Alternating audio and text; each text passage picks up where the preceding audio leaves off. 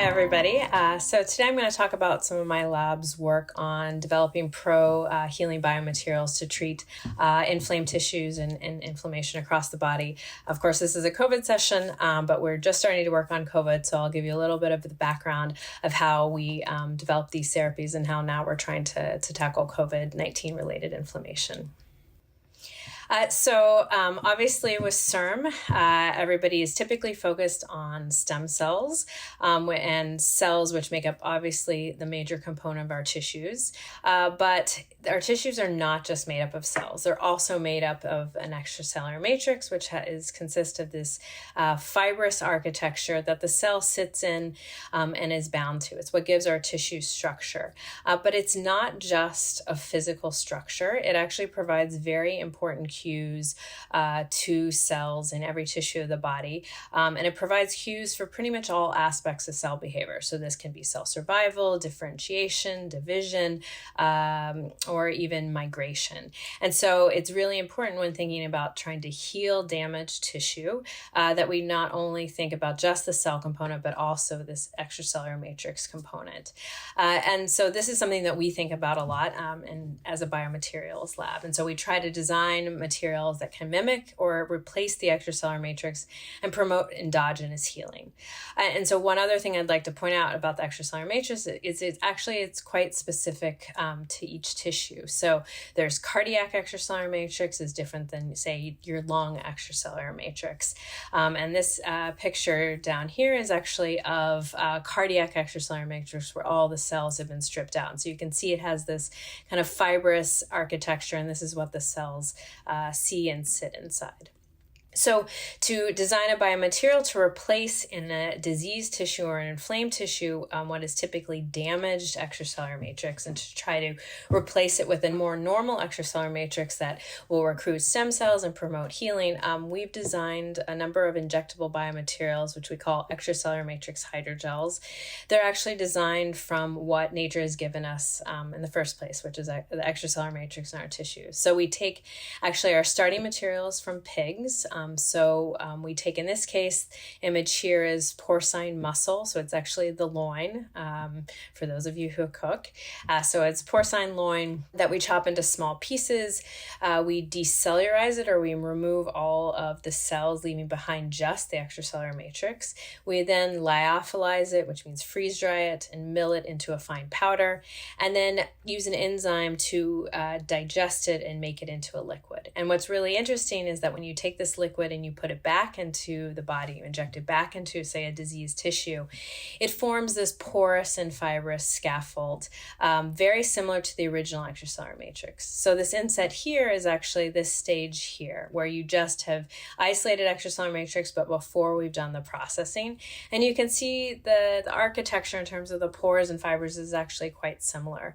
And then if you look at our extracellular matrix hydrogels under an electron microscope, you see it has this nice nanofibrous architecture, which is the same size scale as the native extracellular matrix. So we've made these extracellular matrix hydrogels from porcine skeletal muscle, also porcine cardiac tissue, since in my lab, one of our main focuses is on treating the heart after a heart attack, and also treating skeletal muscle in the case of peripheral artery disease where it has low blood flow, is particularly to your legs. But you can generally do this similar type of process to create ECM or extracellular matrix hydrogels from all different kinds of tissue. So just to give you a little bit better idea of how you make these tissues, this is just a short video of one of my former grad students kind of just going quickly through that process. Hi, my name is Jean Wang, and I'm a first-year MD-PhD student in the Christman lab, and this is how we make our therapy for treating heart attacks. So we get heart tissue, and the first step is we chop it up into tiny pieces, and we put it into a bath, like a beaker right here, and stir it up with detergent to remove all the cellular contents. After a couple days, we rinse it out to remove all the detergents, and all we really have left are the structural proteins that make up a tissue. So we take that and we freeze dry it into this styrofoam-like substance. It's really light and crispy. So it's freeze dried, and then we take this and we mill it into a fine powder that looks like this. We take that and digest it with an enzyme to liquefy it. You can see that there's liquid at the bottom of this, and this little bead is just stirring it up and keeping everything well mixed. And then finally, we take the liquid form of this and we inject it into the heart, into damaged heart tissue. And once the liquid hits body temperature, it forms a gel that looks like this, and it no longer flows anymore. So that gives you hopefully a good visual on what these kind of materials look like. It's actually quite a simple process to make them. And we've shown the potential for endogenous, meaning having the body repair itself and recruiting stem cells in a variety of different types of preclinical models. So we've shown in a heart attack model, this is actually a pig model. In blue is our cardiac extracellular matrix hydrogel injected 2 weeks after a heart attack and going out to 3 months, showing significant improvements in cardiac function. We've also tested in a rat peripheral artery disease model, our skeletal muscle, as well as a couple other extracellular matrix hydrogels. And you can see here in green and blue are 2 ECM hydrogels that we've tested. And this is showing increased perfusion, which is increased blood flow compared to a saline control, suggesting that you can create increased blood flow, which would help with peripheral artery disease. And then we've also found in the case of our skeletal muscle material that you get increases in skeletal muscle stem cells, which are these PAX7 positive stem cells. So overall, we've seen a lot of success with endogenous tissue repair with our extracellular matrix hydrogels. And across the board, we've really found that they're pro-survival, meaning they prevent further cell death and tissue damage. They recruit stem cells. And then importantly, especially in talking about in a minute here about COVID-19, is that they're immunomodulatory, meaning they influence the immune response. And instead of having a pro-inflammatory response, it shifts it to a pro-remodeling and healing one. Also importantly, the potential to move this into the clinic is there. So a company I co-founded, Ventrix, did a phase 1 clinical trial with the cardiac material in heart attack patients showing initial safety. This is still undergoing clinical development, but I think these early results are great for proving that you could use this safely in other potential disease indications. So we've now developed a new version of our extracellular matrix that we call a soluble extracellular matrix to enable a different form of delivery. What I just showed you, those materials were injected directly into the tissue, either the heart or skeletal muscle, but we wanted something that could be delivered through the vasculature to tissues that are diseased or have inflammation. And so we go through the same process that we just showed you and through the video up to D here.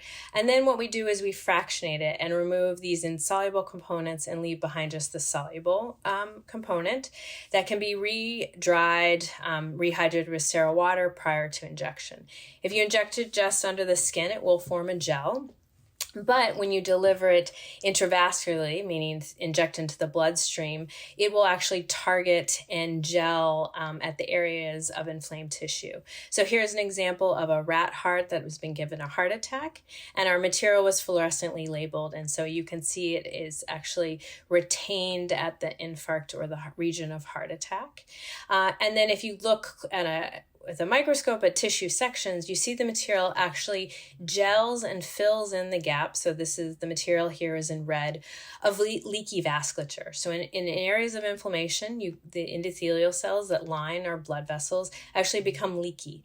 And it appears that the material will seal off this leaky vasculature. And in fact, in the heart attack model, we've studied it extensively, showing that it reduces vascular leakage, it's pro-remodeling, it's immunomodulatory, and actually found that it was pro-survival. So because of all of those effects, we thought that this has significant potential to treat other diseases with inflammation like COVID-19.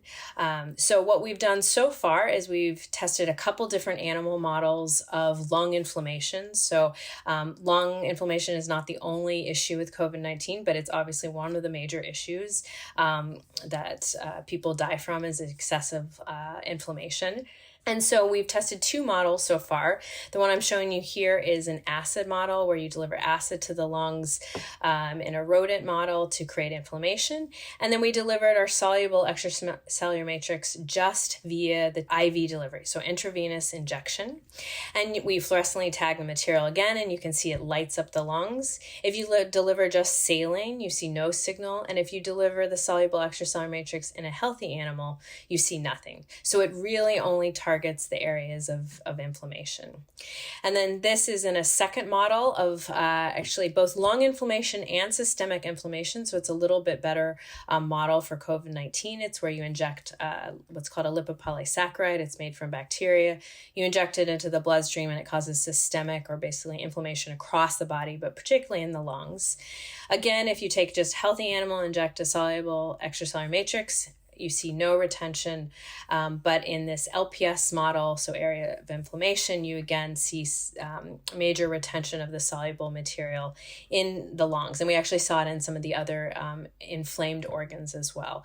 So now with CIRM funding, we are testing to see if this is in fact immunomodulatory, and we'll kind of put a halt on inflammation and ideally create a pro-remodeling response that would lead to lung healing. And eventually we'll examine other organs too. But right now our focus is really on the lungs to try to dampen that overactive lung inflammation that's leading to death in many of the COVID-19 patients. So to briefly summarize, I've shown you hopefully, or at least briefly, that extracellular matrix hydrogels are a great technology for promoting endogenous or the body's own tissue repair. We now have this new soluble extracellular matrix form that can treat inflamed tissue via the vasculature, which makes it really great for delivery, just a simple intravenous injection, so very minimally invasive. And based on all the results we've seen with the extracellular matrix hydrogels and the soluble extracellular matrix in these other models showing that they're immunomodulatory and recruit stem cells, we think this really has significant potential to treat the overactive lung inflammation as well as other organ inflammation and tissue damage related to COVID-19.